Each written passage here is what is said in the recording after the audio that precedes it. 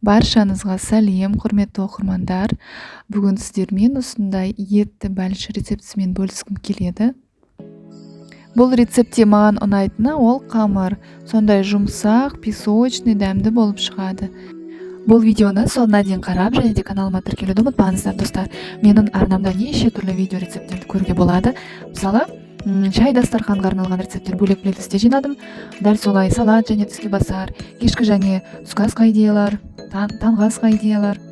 Осылай сообществоға кірсеңіз, арасында неше түрлі сұрақтарды қойып, пікірлеріңізді сұрайтын боламын. Ал енді бастаймыз. Ең алдымен әрине біз қамырымызды елеп алуымыз қажет. Барлық ингредиенттерді осы видеоның астында жазып қоятын боламын.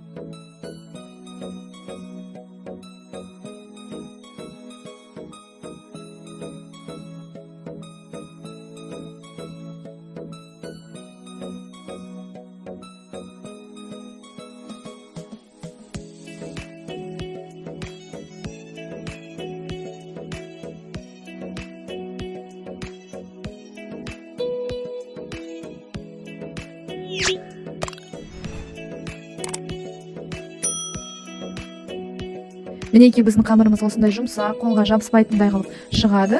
Енді қамырымызды холодильникке 1,5 сағатқа қойып қоямыз тұндыруға.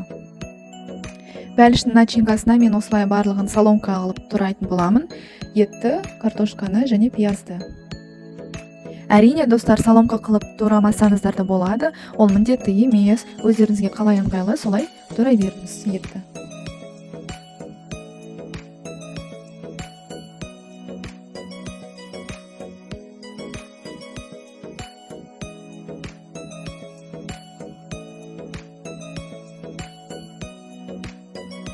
Енді дәміне қарай тұз себеміз, қара бұрыш қостым мен, сосын қызыл бұрыш қостым кішкене, және де кориандр.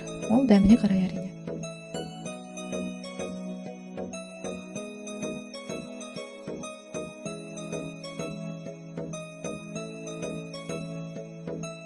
Енді мінекей начинкамыз дайын болды. Жақсылап, қолымызбен жақсылап араластырамыз. Қолыңызға перчатка киіп алсаңыздар да болады, кимесеңіздер де болады. Бірақ қолмен араластыруға қажет. Барлығы жақсылап біріктіріп, бір-біріне сыну керек.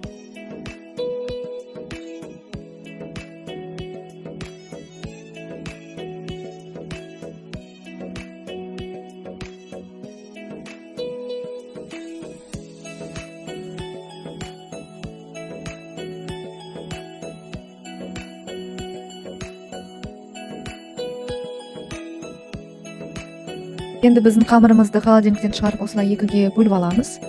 Сосын бір-бірден жаятын боламыз.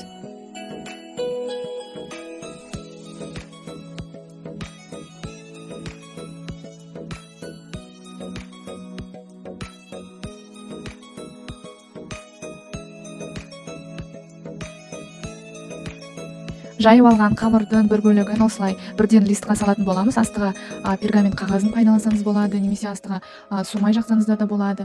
Бірақ бірден осылай начинка салмай тұрып листқа салуымыз қажет.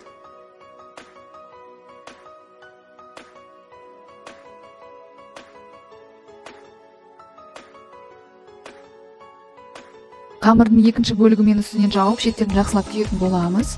Видеода көрсетілгендей істесеңіз болады.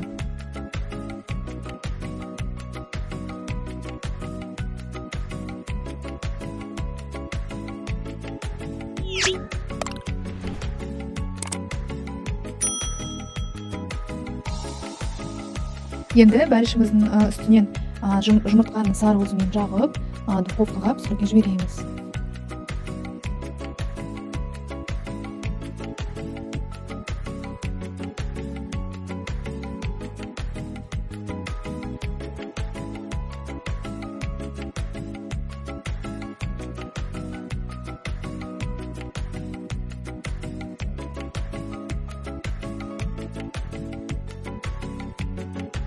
180 градусқа дейін қыздырылған духовкаға бәлішімізді 40-45 минутқа пісіруге қойып қоямыз.